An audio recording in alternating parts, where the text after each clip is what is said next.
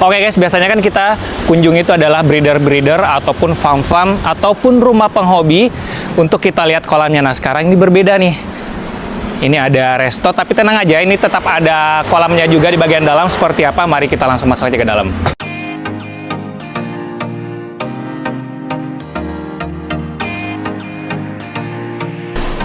Nah, seperti ini guys nih. Wow.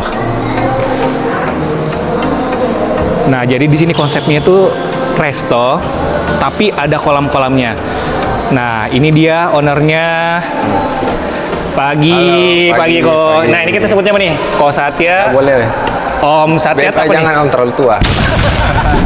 Oh, ini mungkin bisa ajak jalan-jalan, jelasin bagian-bagiannya. Ini kafe apa resto atau apa nih di sini? Ini awalnya memang rencananya mau bikin kafe ya, tapi seiring berjalannya waktu, kayaknya sudah resto ya.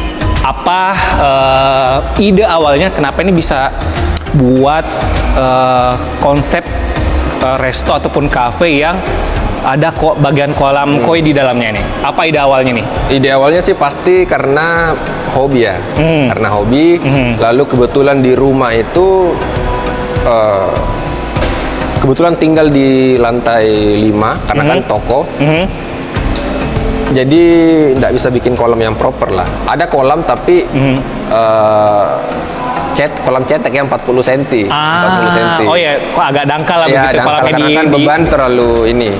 Jadi akhirnya kebetulan ada rencana mau bikin kafe di sini. Ya kita masukkanlah, gabunglah kafe dan kolamnya.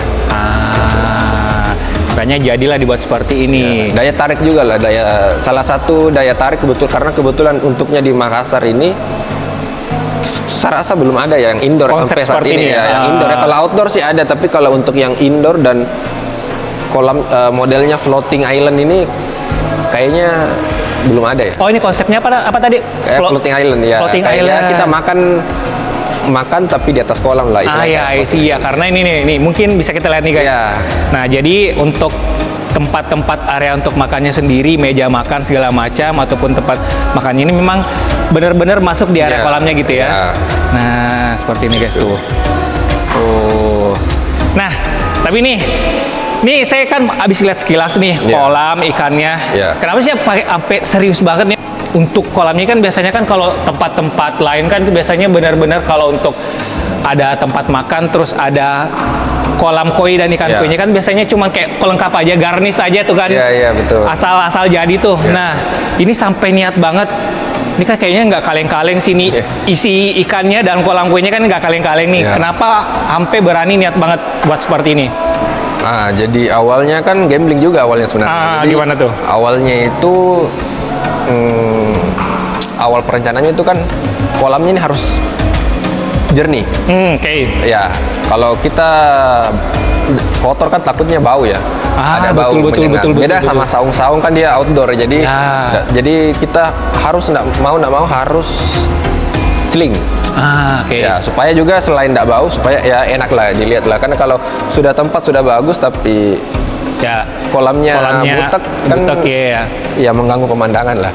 Masuk akal sih, masuk akal. Jadi dari situ, nah saya pikir kalau saya isi ikan-ikan biasa sayang juga. Karena pasti full mekanis dan media biologis yang ya bisa bilang cukup bagus, tapi isinya ikan-ikan biasa kan sayang juga. Berarti nanti ini kita izin buka apa? Ya, boleh. Kita bongkar buka sedikit media filternya seperti apa, sistem filtrasinya seperti apa.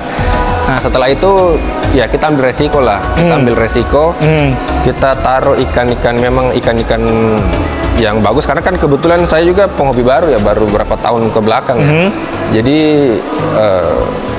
kita ambil resiko, walaupun resikonya ya itu takut ada orang lempar lempar makanan lah, makanan lempar batu lah. Betul. Ya. Tapi saya berpikir kan di matpon Jepang kan begitu juga. Ada batu, ada kadang makanan juga, mungkin makanan sisa. Iya, kan Atau, ya. namanya yang unrest tuh biasanya kan pada umumnya apalagi bocil-bocil kan Ya, biasanya itu ya. lempar. Tuh langsung main lempar makan Ya. entah itu nasi lah apalah gitu kan. Ya. Gorengan ya. Kalau di sini sih kebetulan kalau gorengan apa sih enggak ya, itu lebih ke batu. Lebih ke batu ya. Ya. Kenaikannya sayang. Soalnya nih ikannya kayaknya bukan ikan biasa-biasa nih guys nih.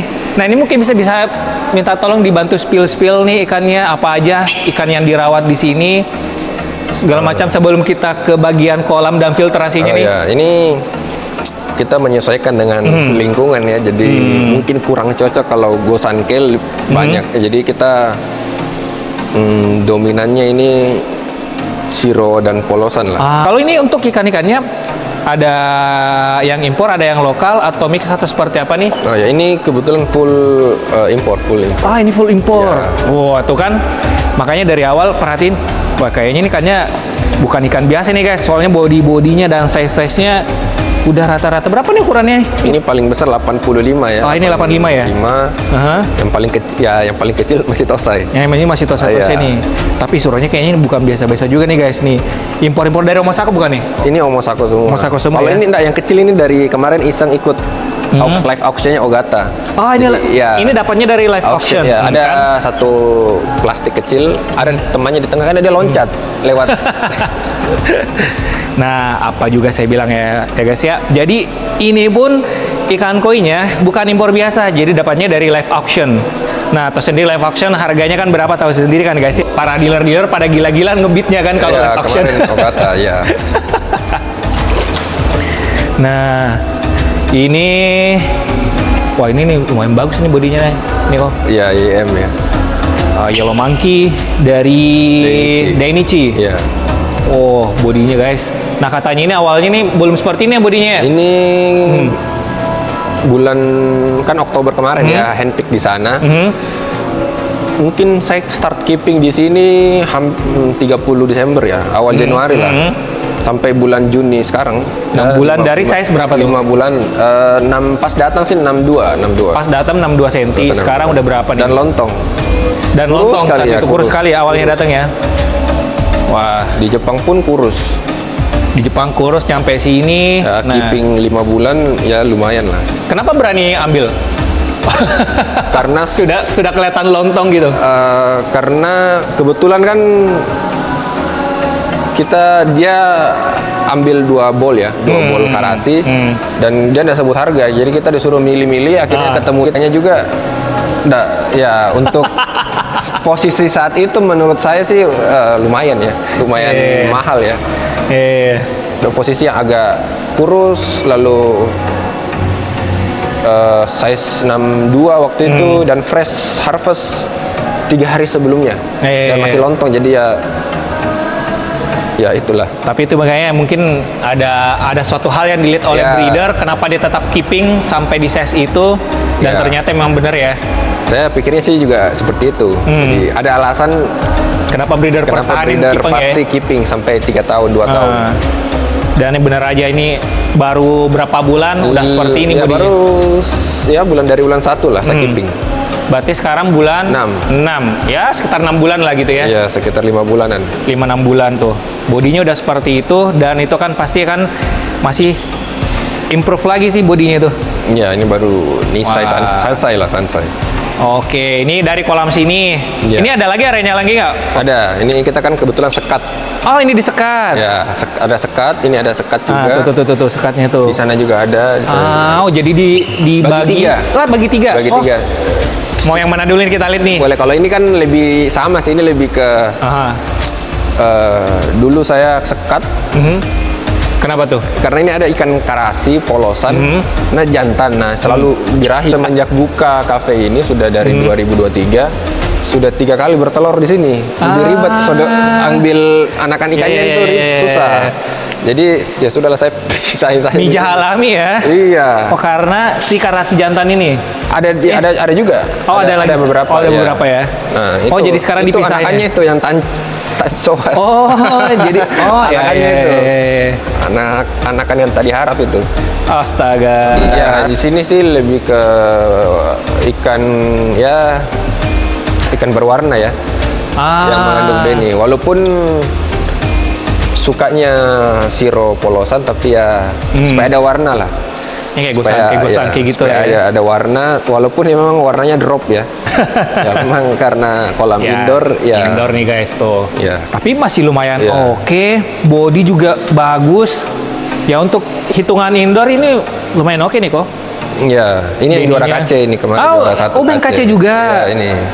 Oh, wah. Aku Ginri. Tapi keepingnya tetap di sini. Di sini. Wih, biasanya guys kita namanya KC keepingnya itu pasti di kolam di ibaratnya kayak private pond. Ya private pond gitu. Takut dia keganggu sama yang lain. Nah, ini barbar yang sampai di umum. Ya tempat tuh ya ini bisa kita sebut public area. Iya.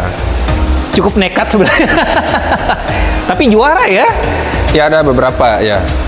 Wah. Yang lain Kohaku juga pernah juara, sudah ada yang sudah mati, ada yang sudah kejual. Oh, keren. Masih bisa juara 1 lagi ya? Ya, ini juara 1. Oh, yang sana yang Jinrin ya. Juara 2 ya. Jinrin juara 1. Yang Kohaku biasa juara 2. Tapi kalau untuk kolamnya nih luasnya berapa nih? Ini saya nggak pernah hitung pasti ya, tapi kurang lebih ya. Sekitar berapa? Kurang lebih mungkin 70 ton ya. Kurang lebih ya. 70 ton total semua? Iya, karena kedalaman kan 100 meter ya. 1 meter pas? 1 meter pas. Pas. Kalau bagian filternya nih kan di mana nih? Bagian filternya bisa sekalian? Ya, area belakang. Bagi 2 flow, jadi ada 2 jalur. Jadi ini jalur di sini sama jalur di... berarti ini berpisah berarti untuk filternya ya? Iya, terpisah. Oke, boleh mungkin bisa kita ke sana langsung? Nah, di sana. Wah, ini filter semua ya? Ini filter semua. Oh, jadi filternya guys nih mulai dari ujung sini. Ujung sini sama. Sampai ujung sana tuh. Itu media filter semua. Nah, ini sekarang kita akan buka untuk chamber-chamber filternya. Mulai chamber pertamanya di sini apa ya? Ya, kalau di sini sih chamber kosong ya, di sini. Oh, untuk collecting chamber ya? Collecting chamber untuk nah ini RDF-nya. Pakai RDF. 2 flow. Ya. Oh, jadi terbagi 2. Ya, jadi sama isinya. Di tengah ke sana. Mengarah sana, terus yang di sini kembali ke sini ya. Isinya persis sama. Oh, isinya persis sama ya? Persis sama. Pakai RDF guys, gila sih. Tapi ini yang rancang siapa nih kok? Ada pakai jasa point builder kah? Oh, ini kebetulan iseng rancang sendiri. Iseng. Serius? Iseng. Gila. Nih kalau saya aja bikin kolam itu di rumah 3 kali buat bikin sendiri itu 3-3-nya gagal. Baru yang terakhir, nah itu baru bener tuh. Itu pun menggunakan jasa point builder. Ini bikin sendiri guys. Ya, ini dengan bikin konsep seperti ini, bikin semua sendiri. Semuanya mandoring sendiri. Iya, semuanya. Kan tukang batu, disuruh tukang batu. Jadi memang nggak terlalu ngerti kolam. Tapi ada pernah basic sipil sebelumnya atau gimana kok? Dia sih kalau kolam sih nggak pernah kebetulan ya. Nggak, cuma bangun rumah, cuma bangun gedung. Oh, tapi ada basic untuk kayak pernah bangun-bangun gedung sendiri, rancang sendiri. Iya. Untuk flow mekanisme filter sih nggak pernah sih kolam. Tapi paling tidak ada basic sipil lah untuk buat bangunan-bangunan, terus diterapkan di kolam-kolam gitu. Ibarat ini otodidak ya untuk si kolam-kolamnya ya. Ini karena agak susah dibuka, jadi kita pindah di bagian sini. Jadi ini awalnya masuk chamber collecting dulu gitu ya kok ya? Iya. Chamber collecting, habis itu RDF tadi pakai yang untuk kapasitas 30 ton. Jadi ada 2, 1 di kiri, 1 di kanan gitu kan. Terus habis itu chamber berikutnya ini isinya apa kok? Ini jet mat. Ini jet mat ya? Iya, bawahnya. Jet mat bagian bawah, kemudian oyster. Ya. Terus pindah lagi ke chamber berikutnya. Ini apa di sini? CB full. Habis itu hasilnya oyster juga. Iya. Habis itu chamber terakhir. Ini pompa aja di situ ya? Pompa. Atau ada beda filter lagi kalau di situ? Nah. Ini pompa dan... Oh, ada oyster lagi? Oyster ya. Ini dan pompa ada 2. Dan ini pompa chiller. Oh, pakai chiller juga? Keren. Chiller. Ini pompa chiller. Oh ini yang ini output air chiller berarti ya? Di sana juga pakai chiller, jadi seperti sana. Gila guys. Berembun. Oke, makanya ini berembun. Gila guys, benar-benar nggak nanggung-nanggung. Udah pakai RDF, pakai chiller lagi, jadi ada fix lah. Ini biasanya kan kolam-kolam yang lain, kolam untuk public area kan biasanya itu ala kadarnya aja. Ini benar-benar dibela-belain, dibuatin seperti ini guys ya. Wah gila. Benar-benar nekat, niat banget buatnya. Nah, terus ini kenapa setiap chamber ada oysternya ini kok? Ada nggak alasan tertentu? Kenapa benar-benar untuk di media filternya ini fokusin kayaknya hampir separuh dari media filter ini isinya oyster. Di collecting chamber juga ada. Oh, collecting chamber pun ada oysternya juga di dalamnya. Oyster. Ada alasannya nggak? Awalnya sih kita nggak pakai oyster ya awalnya. Tapi ini kita pakai oyster juga baru 3 bulan terakhir. Jadi sudah berdiri, cafe sudah berdiri 2 tahun. Kita baru pakai 3 bulan terakhir karena selama ini tuh ikan flashing terus. Flashing terus. Nggak tahu kenapa, kutu nggak ada dicek, jamur nggak ada, suhu juga stabil. Walaupun matahari nggak kan, ini matahari, tapi saya ukur pH-nya dan TDS memang swing ya. Apalagi pH ya swing. Jadi di jam-jam tertentu, jadi pagi ke sore itu beda, sore ke malam itu beda lagi ya? juga. Gitu. Jadi dan swingnya juga dari ya beda-beda hampir 2 ya. Beda. Selisihnya 2 digit ya? Iya, 1 lebih. 1 sampai 2 lebih ya? Ya 6 ke 7 lebih. Lumayan itu kalau kayak gitu. Iya.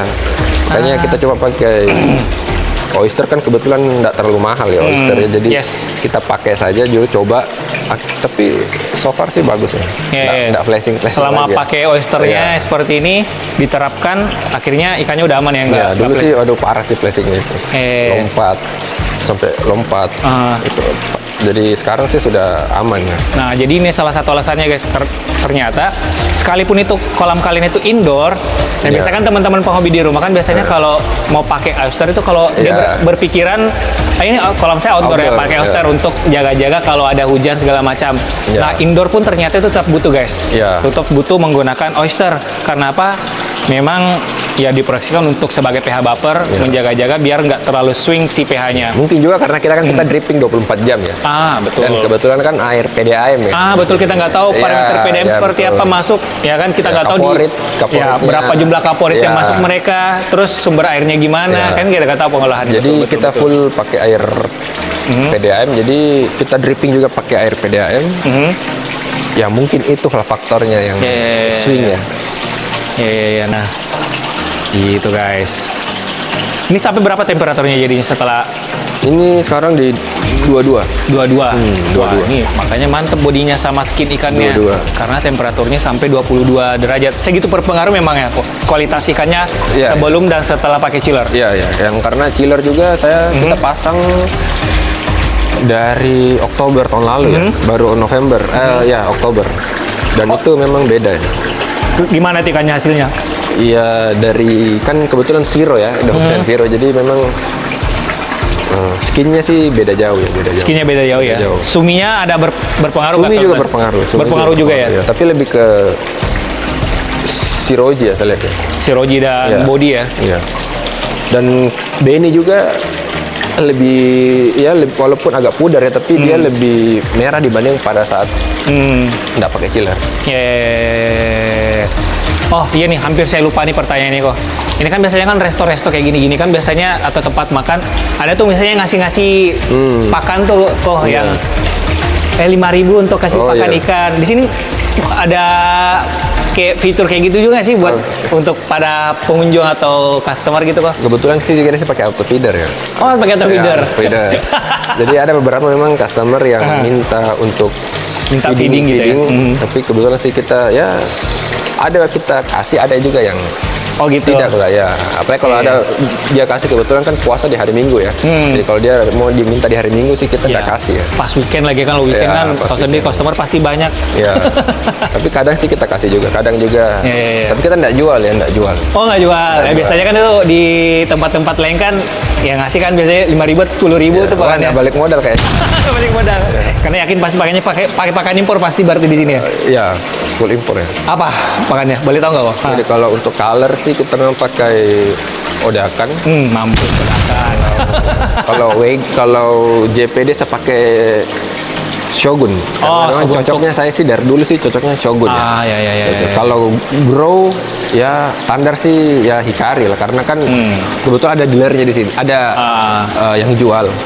Jadi ya gampang lah, lebih gampang, belinya. Ya, dan nggak usah kirim-kirim. Kalau JPD sih memang nggak ada di sini. Jadi kita memang pesan dari luar. Iyalah kalau pesan dari Jakarta ongkirnya itu berapa, apalagi ini habis berapa kilo, kira-kira berapa karung? Saya sedikit, ini dikit sekali makannya. Ini satu hari mungkin cuman 200-an gram ya. Satu hari 200 gram untuk ya? semua ini. Ya. Satu hari. Mungkin 200 sampai 300 lah. 200 sampai 300 ya? Untuk semua. Ya, tapi wajar. 200 sampai 300 itu wajar karena ini kan airnya dingin 22 derajat. Ikan metabolismenya pasti nggak sekencang kalau temperatur 27 sampai 28. Jadi makanya sekalipun feedingnya dikit, bodinya tetap terjaga karena itu dia metabolismenya tuh nggak seperti kalau temperatur air panas. Nah, makanya kelebihannya kalau pakai chiller ya, Ko ya. Saya nggak push sih. Nah, Saya nggak push. Karena saya pakai pakan itu sekitar 200, hasilnya sih oke ya. Ya nggak kurus-kurus amat lah. Yes. Yang tadi udah lihat lah tuh aja tuh. Punuknya lumayan tuh guys tuh. Ya, itu balki. 72 cm itu. 72 cm ya. Memang agak kecil ya dilihat ya, tapi point of view-nya agak jauh. Nah, itu dia. Ada lagi mungkin kok yang pengen dijelasin nih? Kayaknya nggak ada ya. Oh iya, lupa guys. Hal paling penting kalau pengen datang ke sini, ini letaknya di Makassar. Ini di dekat Petarani. Dekat Petarani ya, sangat dekat banget. Ini tinggal kalau misal dari Petarani tinggal belok aja langsung kelihatan tuh. Dekat pusat kota, jadi sangat gampang untuk datang ke sini gitu kan. Jadi kalau teman-teman main ke Makassar bisa langsung kalau pengen nikmati makanan sambil liatin juga suasana kolam dan ikan-ikan impor yang berkualitas. Nah, bisa datang ke sini guys. Gitu. Ada pengen disampaikan lagi nih kok? Ya, sudah tidak ada. Oh, tidak ada. Baiklah kalau gitu. Terima kasih udah nonton. Sampai ketemu di video berikutnya. Salam keutuh persahabatan. Semoga sehat selalu dan kaya raya. Bye-bye. Nah, ini guys. Jadi ternyata restonya itu connect nih langsung ke ini ada badminton juga nih. Di sini ada lapangan badminton. Belakangnya full lapangan. Oh, ini full lapangan ya. Lewat sini. Nah, jadi di sini lapangan futsal, terus nyambung ini juga lapangan, di bawah ini ada lapangan badminton juga ya? Iya, lapangan badminton juga. Mau sampai ke sana tuh. Nah, jadi sini benar-benar satu area. Kalau mau nongkrong bisa untuk main futsal bareng-bareng. Mungkin satu circle, badminton juga bisa satu circle, Goro Arena. Terus kalau misalnya udah lelah, bisa langsung makan tuh di kafenya. Lihat ikan koi sekalian. Oh, seperti ini guys tuh.